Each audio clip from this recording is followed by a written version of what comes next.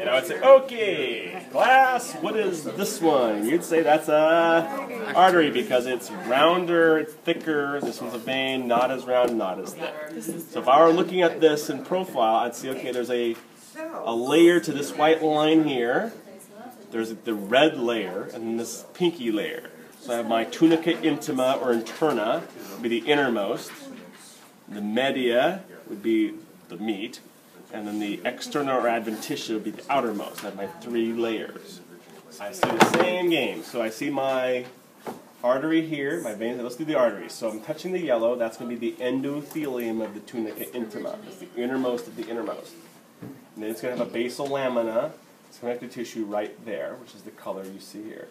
The red is going to be the smooth muscle of the tunica media, because that's the meat of the vessel, which you can see here. And then out here is going to be the tunica externa. That would be the areolar and fibrous tissue of the areolar, the tunica externa, which is out here. But it would skew the... And then this would be the same thing for the vein, but thinner. So my intima is about the same, but my media is a lot thinner. And there's my adventitia or externa. And then I have my valves.